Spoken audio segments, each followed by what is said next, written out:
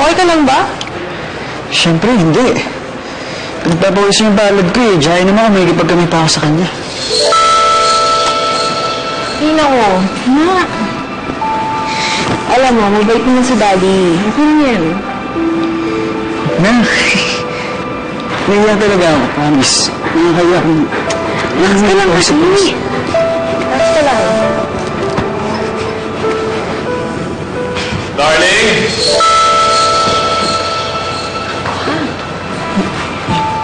Kevin, finally, kita tayo ulit. Kapitan mo na. Sir. Pasmado ka ba? Kinakabahan lang po. Bata-bata ko, pasmado ka na. Sige, mapo ka. Darling, iyon muna kami. Okay. Tapos Sige po.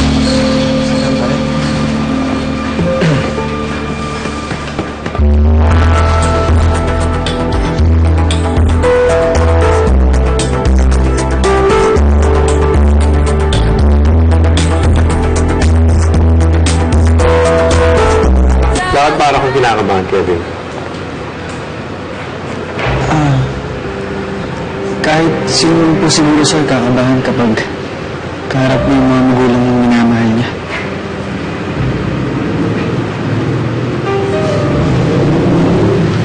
So, minamahal mo nga si Darling.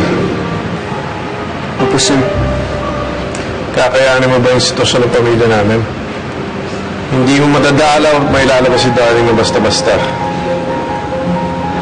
Kahit kailan hindi magiging tahimik ang buhay niya dahil sa akin. Handa ka na pang pumasok sa ganyang relasyon? Sir, opo. Noon pa naman, sir, alam ko na po yung sitwasyon ni Darling sa kanyang family niya. Dahil doon po, naging mas malalim yung pagkakaibigan namin ni Darling. Sir, doon ko na-realize na mahal ko talaga si Darling. Kahit ano pa po, susuportahan ko siya, tutulungan ko siya. Kahit saan ang problema niya. Kahit ipahama ko pa po, sir. Totoo yun lahat, Dad. Nung napunta kami sa kali ni ate, pinatuloy na kami sa townhouse nila.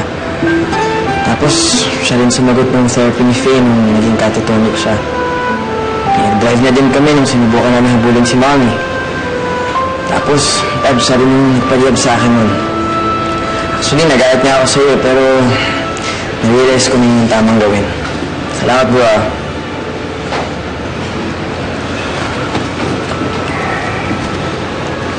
Hindi ko lang nare-realize. Naging malaking bahagi ka pala ng pamilya namin. Yung sa mga panahon na hindi ko sila nakikita. Maraming salamat, Kevin. Ngayon sigurado na ako. Karapat-dapat ko nga para kay Darling. Welcome to the family, Kevin.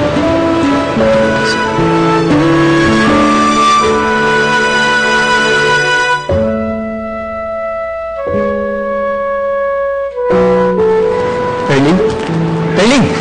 Kevin, kamusta? Okay na siya sa atin.